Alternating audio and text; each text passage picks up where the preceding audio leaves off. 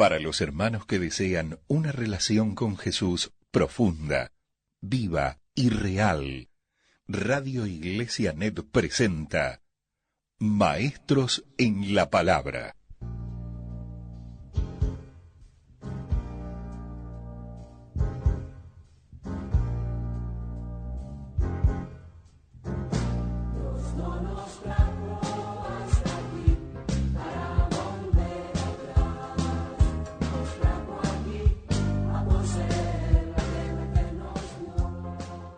Se dice que el ser humano, tiene una capacidad de adaptación a cualquier tipo de problemas que pueda tener, que ni él mismo conoce. Tiene un potencial dentro que solamente cuando alguna crisis lo permite o lo posibilita, es esa crisis la que descubre de alguna manera ese potencial guardado. Con los creyentes pasa lo mismo. Por eso quiero compartir contigo un estudio que tiene que ver con el descubrir tu potencial.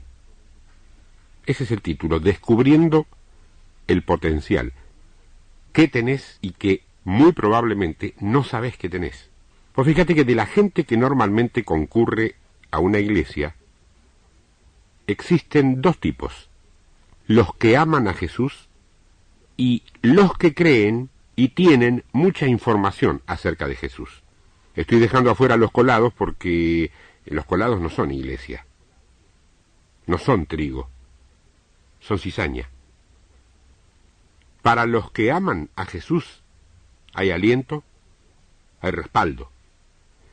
Para los otros hay exhortación, hay enseñanza y paciencia.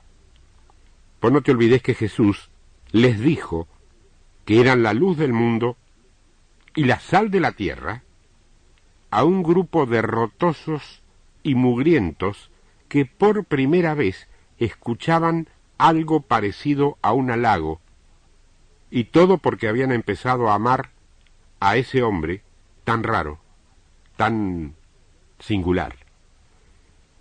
En la segunda carta del apóstol Pedro, capítulo 1, verso 3, dice: como todas las cosas que pertenecen a la vida y a la piedad. Pues fíjate que está hablando de dos niveles distintos de nuestra existencia acá, la vida y la piedad. Te tendría que decir que la vida es todas las vicisitudes, todas las circunstancias, es decir, mamá, papá, los hermanos, la escuela, los vecinos, la iglesia, el pastor mismo. La vida. Lo que uno necesita para vivir, para existir. Pero para vivir en plenitud, porque ese es el punto, para vivir en plenitud, no para vivir de una manera mediocre o más o menos, o como se puede, porque eso no es vida. Hay mucha gente que no se realiza y entonces no es feliz. Es decir, no es feliz porque no se realiza. O sea, ¿qué es realizarse? Cumplir su o un objetivo. Nunca logran metas claras y no saben para dónde van. Están a la deriva, de aquí para allá, para donde los lleva el viento. Ahora, acá hablamos de una persona que quiere vivir bien y está satisfecha de lo que hace, y está contento que cada vez que termina un día puede decir: este fue un buen día, ha valido la pena vivirlo. Me siento realizado porque lo viví y entonces me voy a dormir tranquilo y con la confianza que he logrado lo que me había propuesto. Pero acá dice que todas las cosas le pertenecen a la vida y a la piedad. Entonces yo me pregunto y te pregunto, ¿qué es la piedad? Porque nosotros utilizamos ese término medio vinculado a la lástima, a la compasión, pero la piedad, bíblicamente, es la vida espiritual. Entonces, como si fuera poco vivir lo que nos cuesta vivir, aguantar a los padres que nos vamos haciendo viejos y a veces no entendemos los códigos de la gente más joven, la abuelita que por ahí no resiste la tentación y te pega un reto por nada, los maestros, los profesores, el estudio. Pasa a los chicos eso. Y a los más grandes también, porque por ahí te falta la plata, querés hacer un viaje y no lo podés hacer. Decís, bueno, me paso toda la vida trabajando y cuando tengo la posibilidad de descansar no puedo porque no me alcanza el dinero. Y como si fuera poco vivir la vida, esa, vamos a una iglesia. Y ahí nos dicen, tenés que vivir en santidad, tenés que ayudar a las misiones, tenés que orar, tenés que testificar. Ya la vida de por sí es un montón de trabajo. Y encima, la iglesia parecería ser que nos pone más trabajo todavía. La vida y la piedad. Dos cosas que nos preocupan. Yo soy padre, soy esposo, tengo un trabajo, tengo una vida que vivir bastante complicada y encima tengo que vivir en santidad y pureza. Tengo que orar, tengo que leer la Biblia, tengo que ayudar a los pobres, en fin. La piedad. Así que definimos a la vida como todas las circunstancias y contingencias, con sus vicisitudes, dificultades, desafíos, oportunidades, pruebas, luchas, esa es la vida. Y a la piedad la definimos como todas nuestras obligaciones espirituales, con Dios y con su iglesia. Ahora, como todas las cosas que pertenecen a la vida y a la piedad, dice la palabra, nos han sido dadas por su divino poder. Dice que nos han sido dadas. ¿Y qué es lo que se nos dio? Todas las cosas que pertenecen a la vida y a la piedad. ¿Y quién lo dio? Su divino poder. ¿Y cuándo nos dio eso? Sigue la palabra diciendo, mediante el conocimiento de aquel que nos llamó por su gloria y excelencia. ¿Cuándo es entonces? Cuando conocimos a Jesús.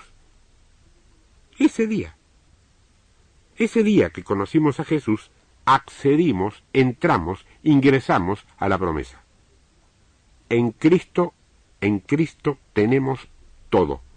Y dice más, que nos llamó a su gloria y a su excelencia.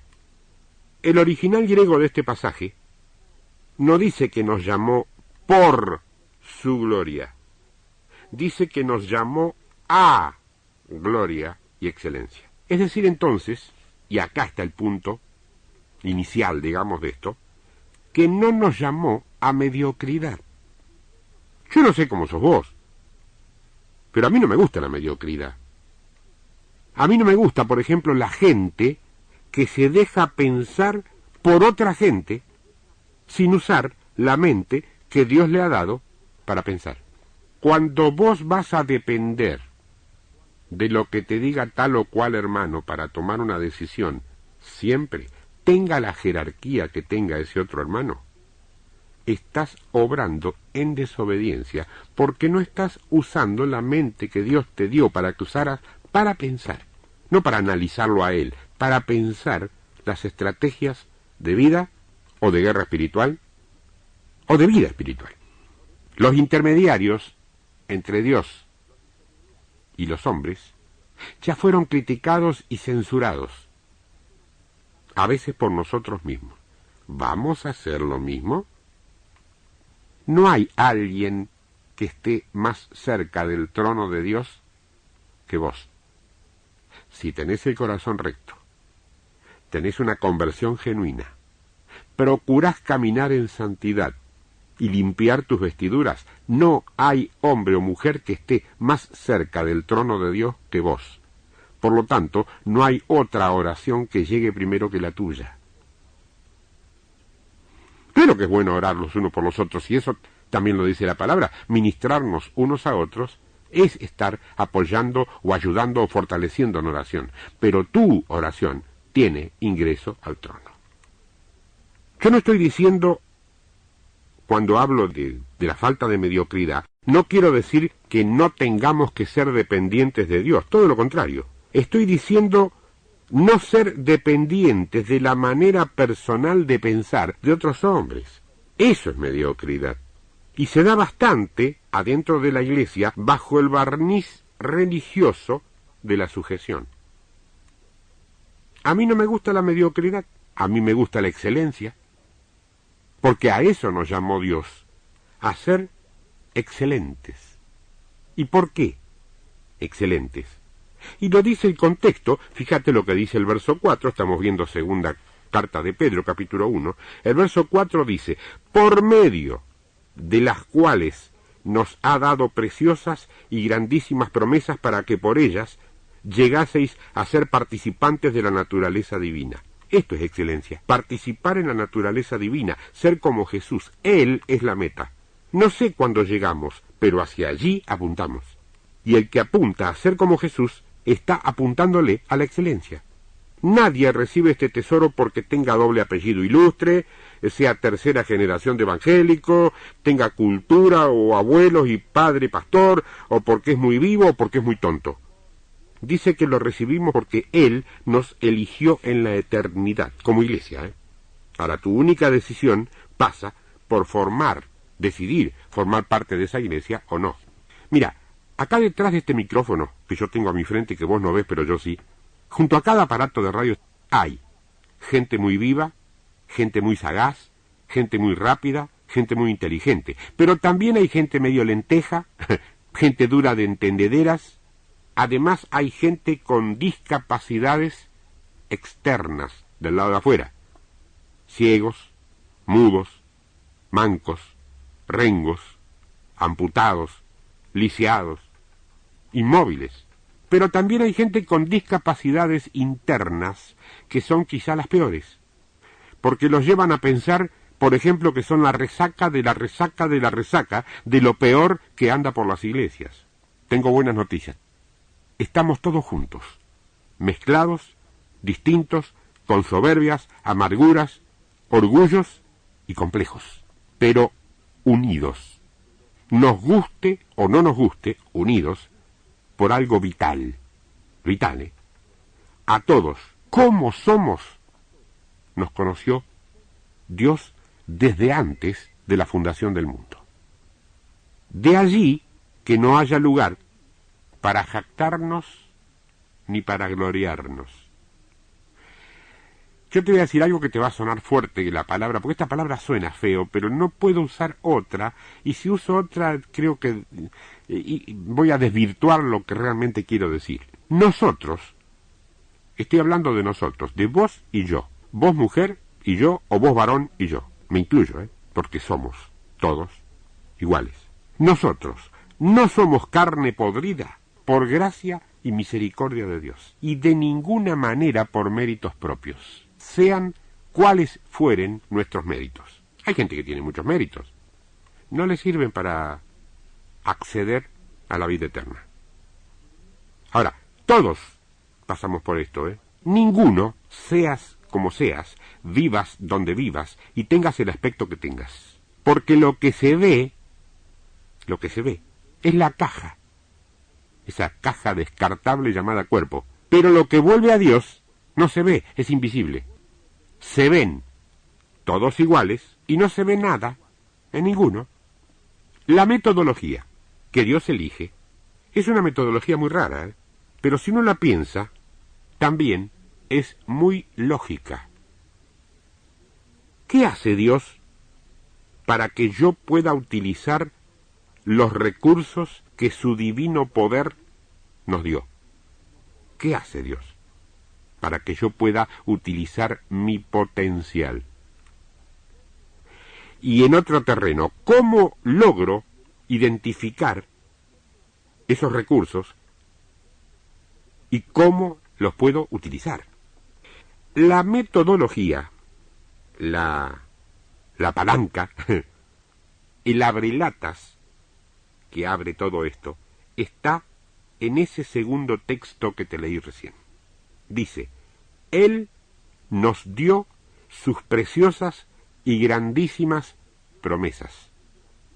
Esto quiero decirte, y si vos sos argentino me vas a entender perfectamente, si no lo sos, pero para los argentinos, para el occidental te diría, por ampliar un poco más la cosa, es muy difícil de creer esto. ¿Sabes por qué? Porque estamos tan cansados de tantos hombres y tantas promesas no cumplidas que por allí cometemos el error de suponer o de ver a Dios como un hombre más. Entonces las promesas de Dios nos tomamos el atrevimiento de decir, ¿pero será así? Claro, con todas las promesas que nos han hecho, desde políticos hasta familiares, de pronto matrimonio, no sé, promesas que luego no fueron cumplidas o fueron traicionadas directamente, ¿cómo nos va a resultar fácil creer la promesa de alguien que ni siquiera vemos? Pero las promesas de Dios, hermanita, hermanito, están avaladas por la garantía de Dios.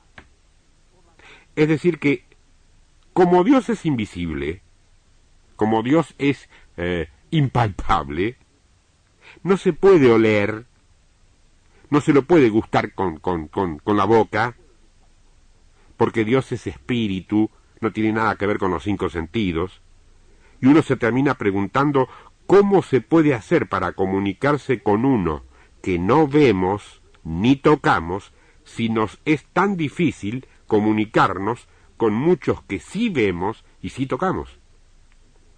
Bueno, la única forma de comunicarnos con Dios, por medio de la fe, es simplemente creer que Él está aquí.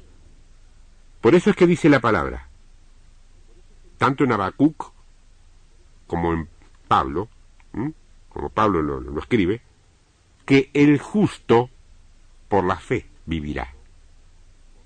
Es la vida de comunicación con el Padre.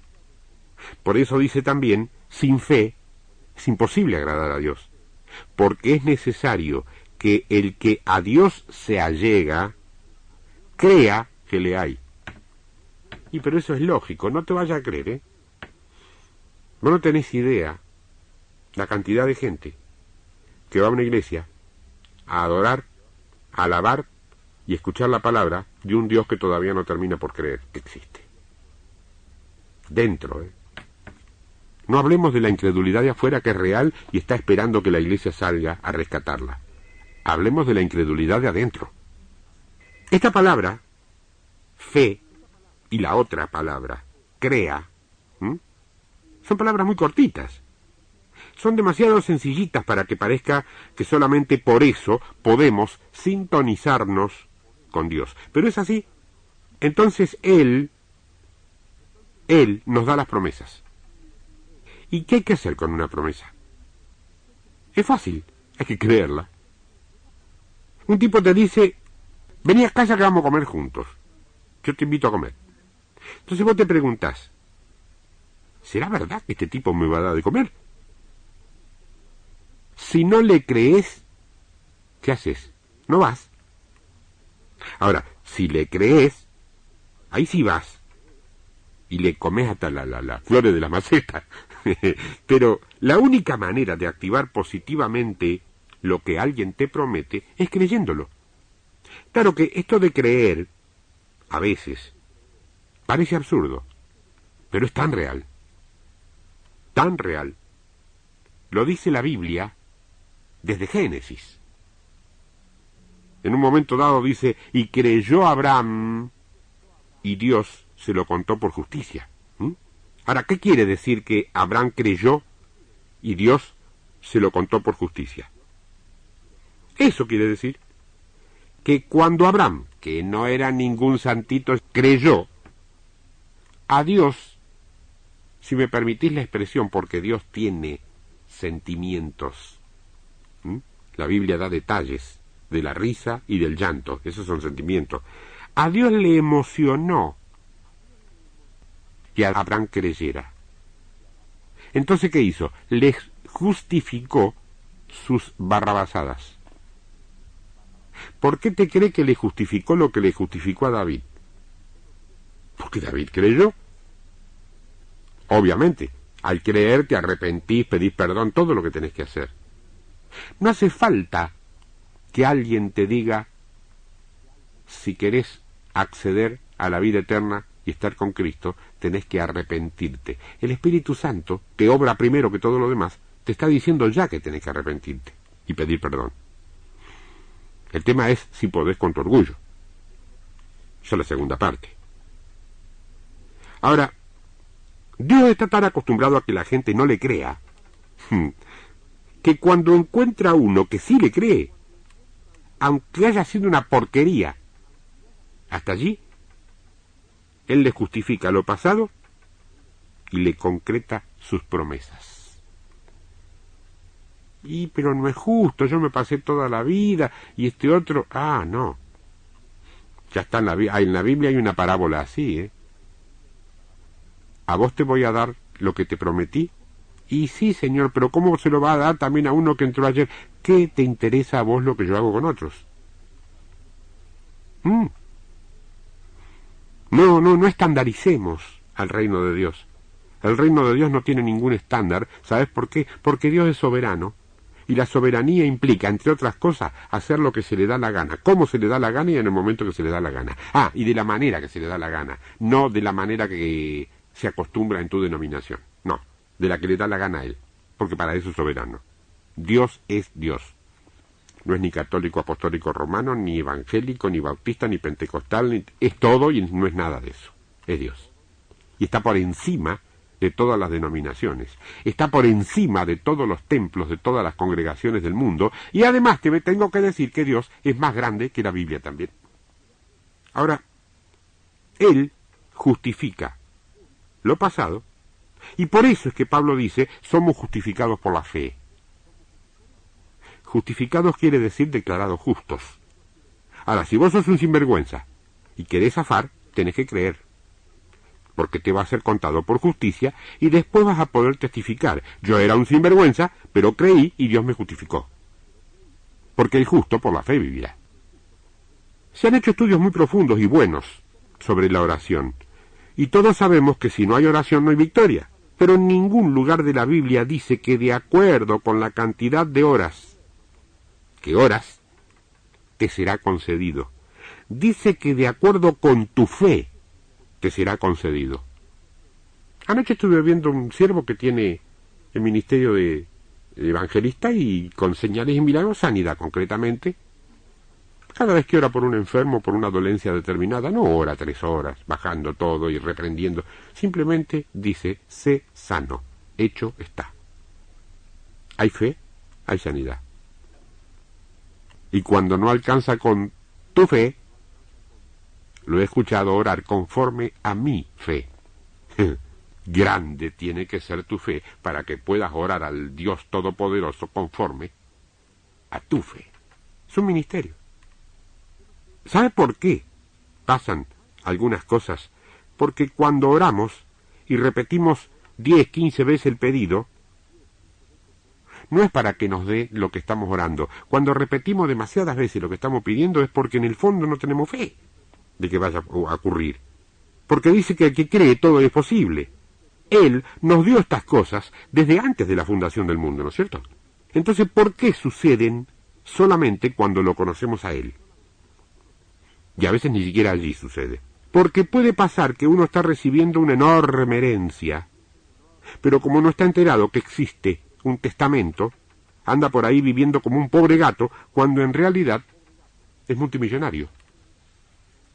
Al conocer a Cristo, se supone que uno investiga para ver qué es este Cristo, qué es lo que tiene, qué es lo que vale, qué es lo que significa identificarme con Él, qué quiere decir que Cristo entre en mi vida, qué quiere decir que en Él yo estoy completo. Hay muchos creyentes que jamás se preocupan por averiguarlo y andan muriéndose de sed en el medio del río. A Cristo, después de aceptarlo, hay que seguir conociéndolo, porque todos los recursos para ser maduros, para estar completos, para ser victoriosos, para sentirse realizados, para ser cristianos o creyentes hechos y derechos, ya están aquí, en Cristo. Por eso es que Pablo les enseña a los filipenses: todo lo puedo en Cristo, que me fortalece. Nosotros lo decimos, lo repetimos, lo cantamos, lo oramos, lo declaramos, lo profetizamos y todos los amos que vos quieras. Pero por ahí no podemos nada, porque en realidad no estamos en Cristo. Estamos creyéndole a Cristo, yendo a escuchar la palabra que viene de todo lo que vos quieras. Pero todo lo puedo en Cristo que me fortalece, no a través de, porque yo creo en Él, porque está... No. Todo eso es, pero todo lo puedo es en Cristo.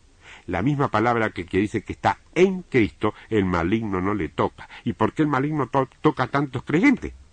Porque no están en Cristo. Están creyéndole a Cristo, escuchando la palabra, tratando de ser como Cristo, toda la mejor buena voluntad, la mejor predisposición, y en una guerra santa, si vos querés llamarlo así, pero todavía no en Cristo, porque el que está en Cristo, un espíritu es con él. Y si hay un espíritu que es el que guía a toda verdad, yo me pregunto, te pregunto y le preguntaría a todos los teólogos del mundo, ¿por qué hay tantas diferentes interpretaciones de la palabra? Si el que te guía a toda verdad es un solo espíritu. Pero además te doy otra noticia: hay una sola iglesia y esa es la que viene a buscar el Señor. Ya sé lo que estás pensando. Es la mía, no lo sé. ¿Dónde está? Ahí en tu iglesia está.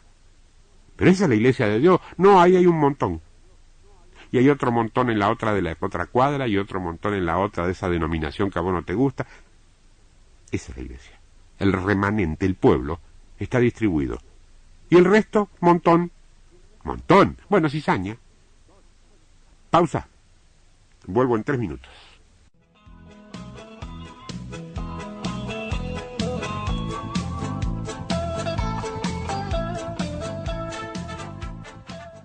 Radio Iglesia Net brinda enseñanzas que guían, edifican, exhortan y desafían a ser verdaderos discípulos de Jesús.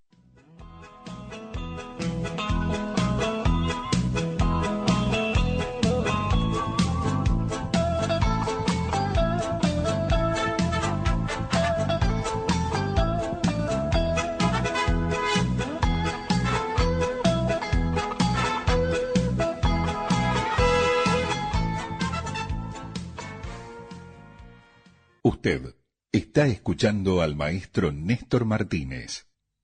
Para comunicarse por email, tiempodevictoria@hotmail.com.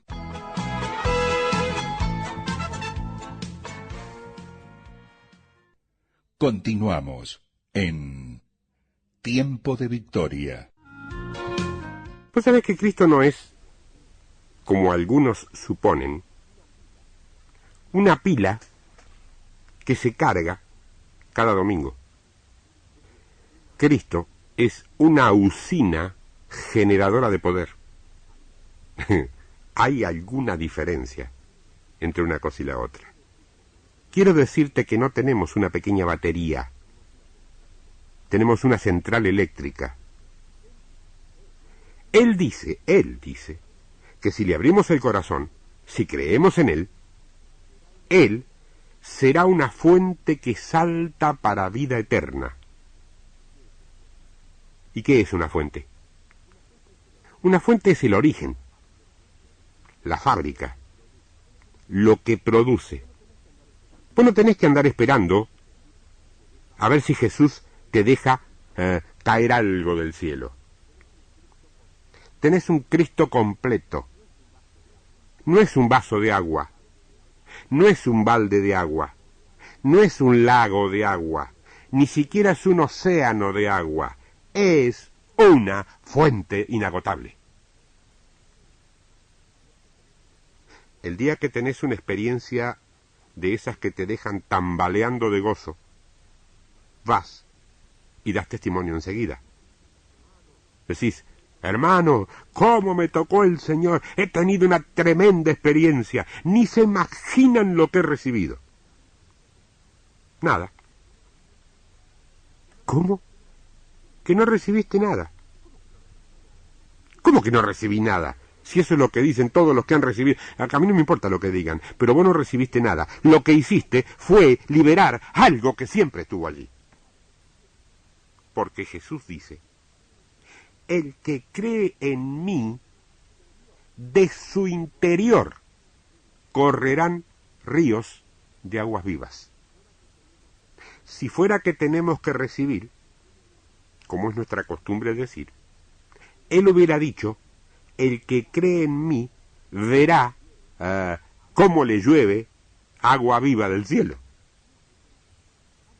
Hermana, no es clamar para que caiga algo, es permitir por fe que ese algo salga de adentro tuyo. ¿Qué padre no dice que nuestro hijo es el más hermoso, aunque se parezca a un chimpancé? ¿Qué padre? ¿Querrás más o menos a tus hijos por lo que ellos puedan hacer de bueno o de malo? ¿Y por qué supones entonces que Dios lo haría? Bueno, ¿sabés que Dios antes que juez es padre? ¿Cómo ves a tus hijos?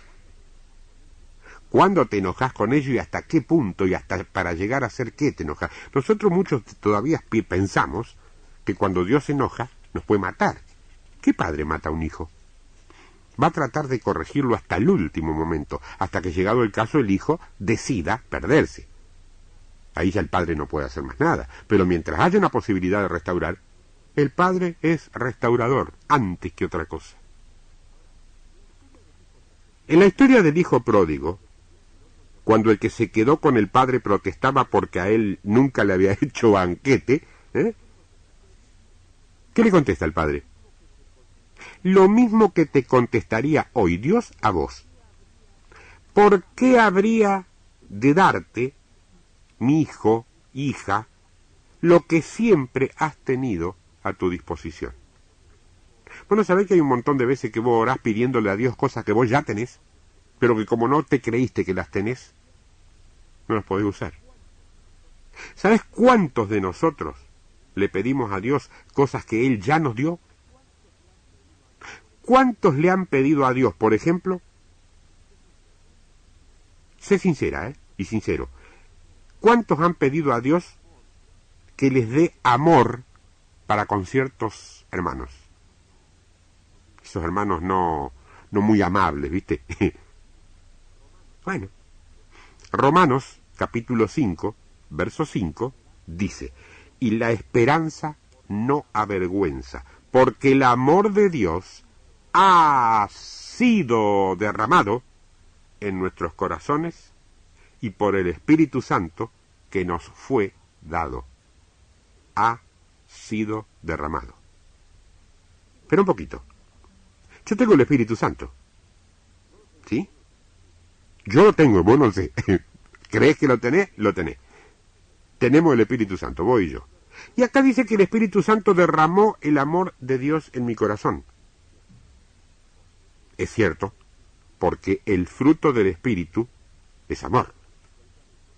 Y como consecuencia de eso, paz, benignidad, todo la listita.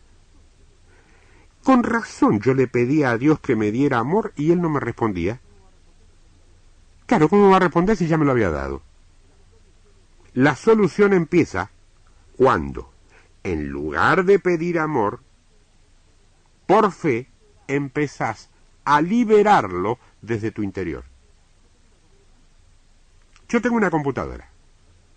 Lo único que aprendí a hacer en esa computadora es procesar textos. Esto que acá tengo un bosquejo que estoy leyendo de a ratitos, algunas cosas que me apunto, están hechos con mi computadora.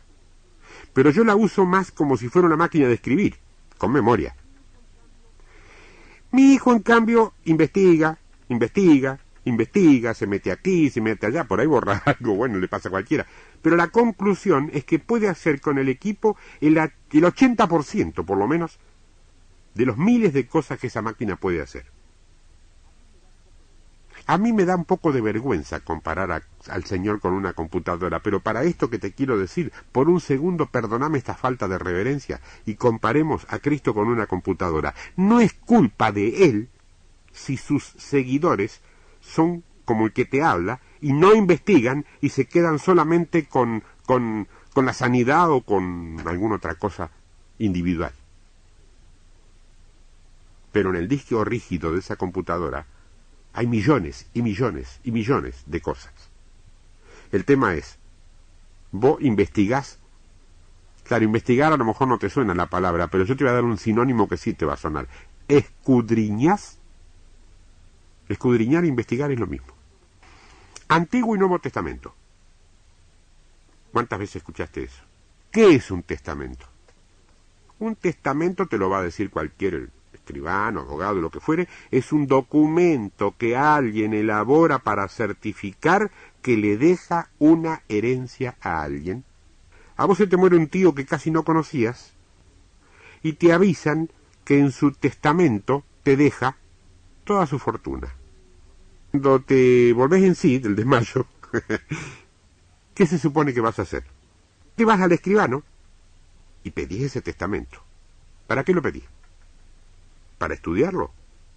¿Para ponerte a discutir con otras personas sobre algunas cosas que dice y sobre otras que aparentemente quiso decir ese testamento? ¿Para eso lo pedís? No, lo pedís para ver qué es lo que heredaste, para tomarlo inmediatamente para vos. Jesús nunca, pero nunca, pero nunca de los nunca dijo: el que tiene los mejores y mayores estudios bíblicos tiene la vida. ¿Vos leíste alguna vez algo así? Los chicos que nacen hoy jamás se van a conformar con tener buenos estudios bíblicos para discutir doctrinas. Si no ven poder de Dios y que todo es vana palabrería, se te van a ir a donde encuentren poder de Dios y que no haya vana palabrería. Con el riesgo de que por ahí se van a ir a un lugar donde hay poder, pero no es de Dios. Pero como no tienen bases, no lo van a poder ver. Van a querer la vida y la gloria de Dios en sus vidas. ¿Sabes por qué? Porque esa es la herencia. Jesús dijo: yo soy el camino, la verdad y la vida, y nadie viene al Padre sino por mí. ¿Dijo eso? Amén. Fíjate que creer que Él es el camino, la verdad y la vida, y que nadie viene al Padre sino por Él, es un concepto que cuando se acepta, la Iglesia dice: usted es salvo. Pero hay un problema. No dice que tiene la vida el que cree o acepta que Él es el camino.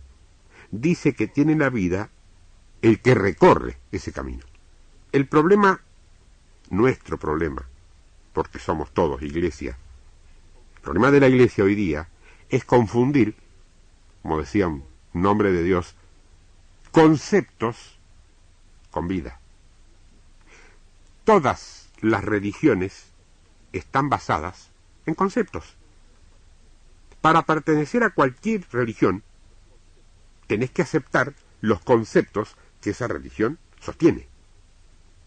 Si no los aceptás, te dicen: mire, lo lamentamos, nos parece brillante que usted no piense igual, pero usted no puede estar acá. Para estar acá tiene que pensar como pensamos nosotros. Con nosotros pasa lo mismo, pero en orden denominacional.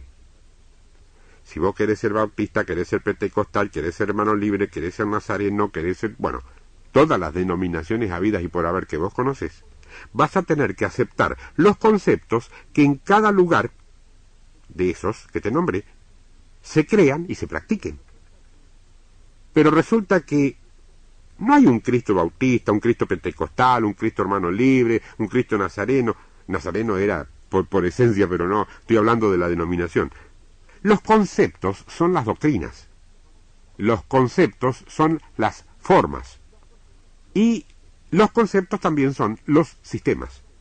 Pero cuidado, tener los conceptos acertados no quiere decir que andemos bien, porque Cristo dijo: yo soy el camino. Pues fíjate que el brahmanismo, yo no sé cuánto estás informado de eso, tiene sus conceptos. Si uno quiere ser brahman, Va a tener que creer que, por ejemplo, que un Dios supremo creó el universo y después creó a los dioses inferiores que le ayudaron después a crear las demás cosas, y que Dios es parte de las cosas y que de él provienen las evoluciones. Vos tenés que aceptar eso, porque no podés ser Brahman si no aceptas eso. El hinduismo dice que hubo un huevo con los primeros átomos y luego de ese huevo saldría la semilla del universo. Y dice que ese huevo creció tanto en tamaño que un día explotó y así se formó la creación. Yo no sé lo que te parece a vos este concepto, pero si querés pertenecer al hinduismo vas a tener que aceptarlo como una verdad. El taoísmo, el Tao, dice que la creación es por evolución como sostiene Darwin. El maometismo dice, como nosotros, que Dios habló y las cosas fueron hechas. Los cristianos decimos que en el principio Dios creó los cielos y la tierra y creemos que esta es la verdad. Pero son también conceptos. Es interesante esto, pero no importante. Importante es que verdaderamente tengas a Cristo en tu vida, porque el que tiene al Hijo tiene la vida. ¿Por qué hay denominaciones? Porque hay personas con diferentes conceptos. El concepto bautista dice que si no se es bautizado de adulto, el bautismo no sirve. El concepto católico dice que si el bautismo no se cumple dentro de la Iglesia Católica, ese bautismo no sirve. La Congregación de los Hermanos dice que si el bautismo no se hace con 3 inmersiones, ese bautismo no sirve. Conceptos. Lo realmente importante es que a ese bautismo se lo haga en el nombre del Padre, del Hijo y del Espíritu Santo, como dice la Biblia. Y que creas en ese paso de obediencia, símbolo de muerte a la vieja vida y resurrección a la nueva. Pregunto, ¿en tu iglesia danzan? Pregunto, ¿en tu iglesia las hermanas pueden usar pantalones y pintarse? Pregunto, ¿en tu iglesia oran en lenguas? Pregunto, ¿en tu iglesia se liberan endemoniados? Estás fuera del cuerpo. ¿Premilenio o posmilenio? Conceptos. Para algunos, hoy día, Dios no sana o Dios no hace milagros. Los dones bíblicos, dicen ellos, no son para hoy. Otros dicen que sí, que Dios sana hoy, que te muestran testimonios de cáncer suicidástico. Yo tengo mi propia opinión, que no es opinión. Es testimonio, lo he visto. Ahora, claro, ninguno de los otros creen que haya sido sanado por Dios.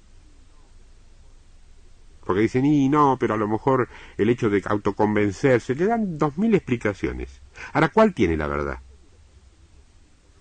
Estoy seguro que en este mismo momento, del otro lado, del lado tuyo, y de todos los demás que están oyendo esto, no hay, estoy seguro, que no hay una unanimidad de conceptos. Sin embargo, son todos convertidos. Los que no. Y si no sos convertido, acepta a Cristo ahora. Así me vas a entender un poquito más de lo que me estás entendiendo. Ya. Decís, Señor, te acepto en mi corazón como Salvador personal mío y como Señor de mi vida. Ya, ahora hacelo. Si querés entender un poco más de lo que has entendido hasta ahora. Son convertidos. Y sí, qué sé yo. No sé, Dios sabe cuál es de Él y cuál no, porque todo lo demás son apenas diferencias de conceptos. Para el asiático budista, por ejemplo, para el africano, participante del vudú, y para el árabe islámico, por decirte 3 elementos tan distantes, el cristianismo es nada más que otra religión. Nada más. Pero la culpa de ese pensamiento de ellos no es de ellos, es nuestra. Porque nosotros deberíamos manifestar lo que es una verdad plena, que nuestro fundador, a diferencia de los fundadores de las religiones de ellos, está vivo y se mueve a cada segundo que pasa. Dice, cuán hermosos son los pies, ¿te acordás? No dice la lengua, los pies. Jesús no vino a fundar una religión nueva. Donde él pisaba, algo pasaba y algo cambiaba.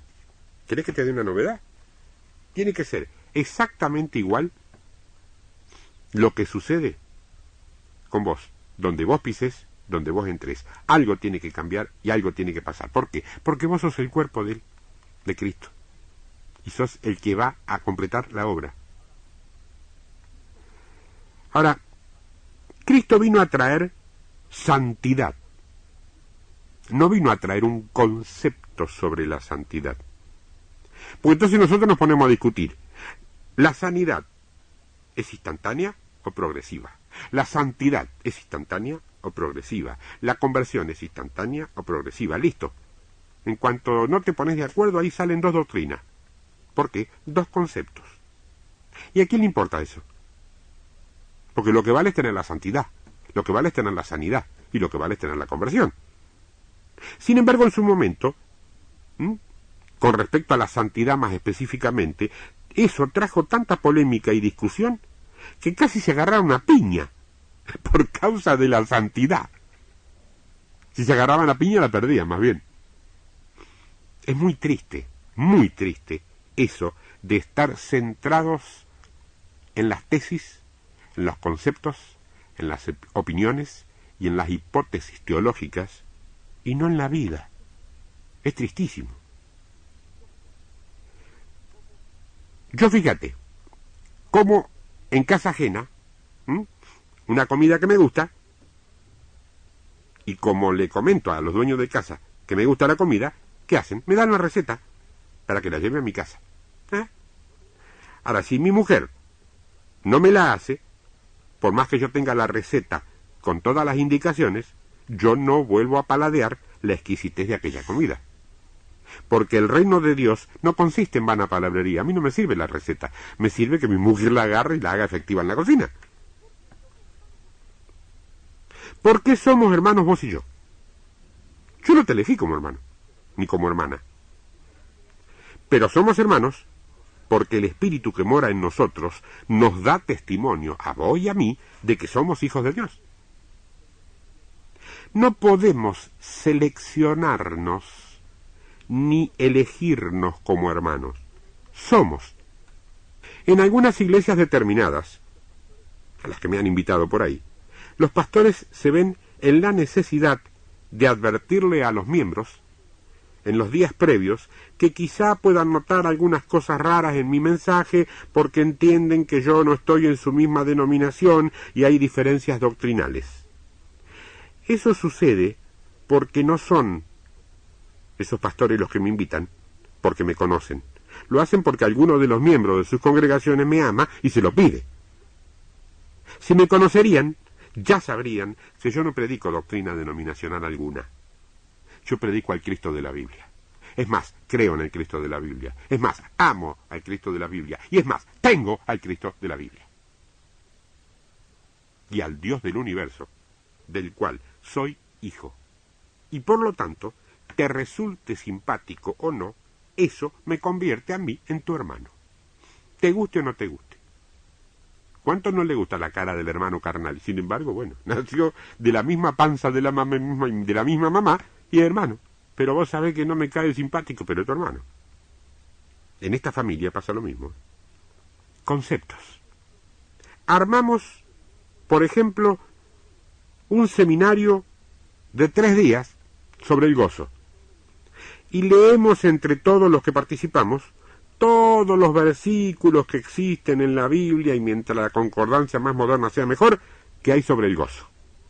Descubrimos lo que significa el gozo en griego, en hebreo, en arameo antiguo, y compartimos todas las opiniones vertidas por encumbrados comentaristas sobre el gozo. Conocemos qué opinaba Spurgeon del gozo, qué decían los hermanos Wesley, Y como decía un pastor que hablaba de este mismo tema, de pronto nos tomamos el trabajo hasta saber lo que Shakespeare opinaba sobre el gozo. Pero ¿saben una cosa? Nos pasamos los 3 días predicando, estudiando y hablando del gozo, pero sin una pizquita de gozo en nuestro ser. Y lo mismo sucede con el amor.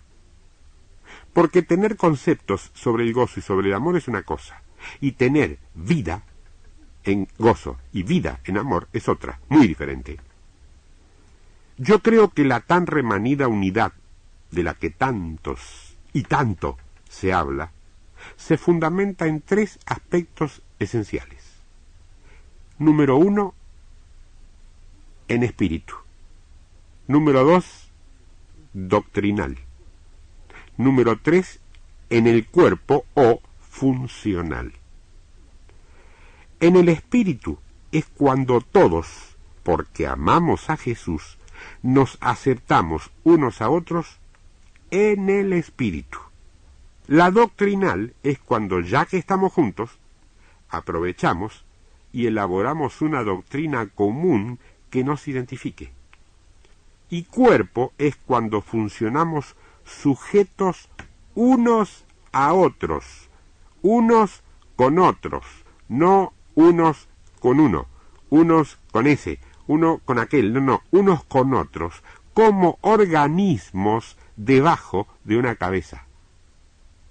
Vos acordate que Dios no unge organizaciones, Dios unge organismos vivos. Yo me pregunto por qué, en lugar de andar en todas estas cosas, no seguimos abriendo los brazos y amando a todos los que aman a Jesús como su Salvador personal y como Señor de sus vidas, sin obligar a nadie a que pase por determinados sistemas para pertenecer a lo que nosotros le llamamos cuerpo, teniendo en cuenta que cada líder le puede llamar cuerpo generalmente a su congregación local primero y a su denominación después, como si con la Iglesia de Dios no tuvieran nada que ver con la que Dios ve de donde está Él.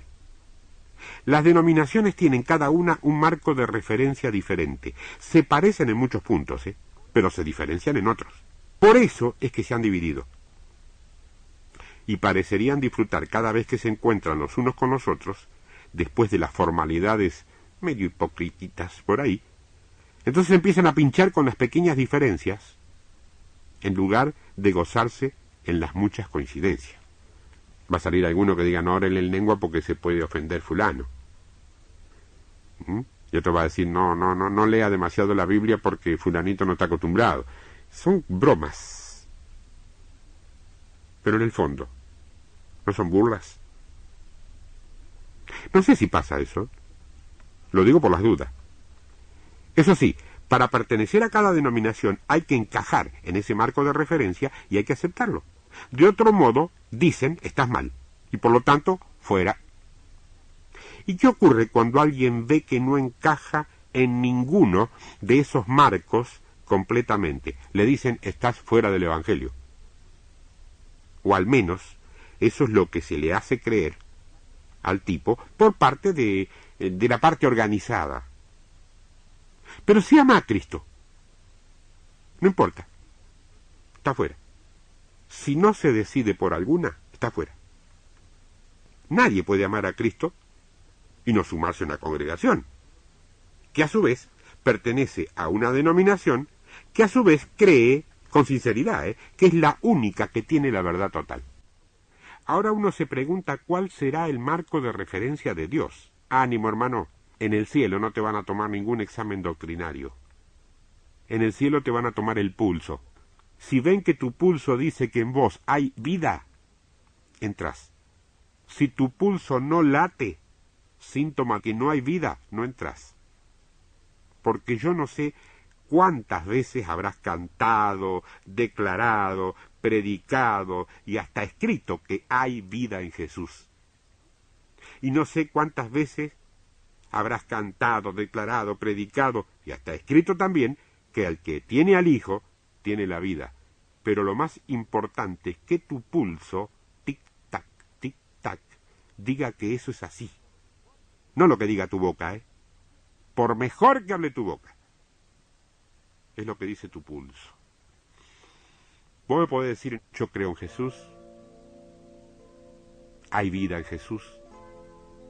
Yo te tengo que contestar porque no te conozco. Si te conociera, quizá el discernimiento, el espíritu me diría rápidamente otra cosa. Pero al no conocerte, te tengo que contestar por sus frutos. Por tus frutos te conoceré.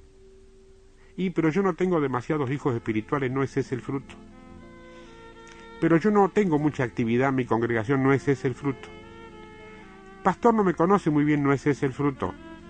Entonces, ¿cuál es el fruto? Ser un espíritu con Cristo.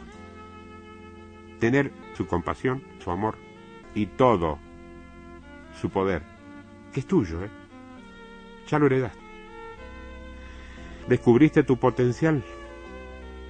¿Sabes con qué armas contás para combatir? Que Dios te rebendiga y te haga más que vencedor en la guerra en la cual estás. Estés o no enterado que estás. Pero hoy no es tiempo de romanticismos, es tiempo de guerra. No es tiempo de rescates ni de glorias pasajeras. Es el tiempo de la siega. Es la mentalidad del séptimo mes, el mes de la cosecha. Dios te bendiga. Por email, en la semana, tiempo de victoria, todo con minúsculas y todo junto, @hotmail.com. Chao.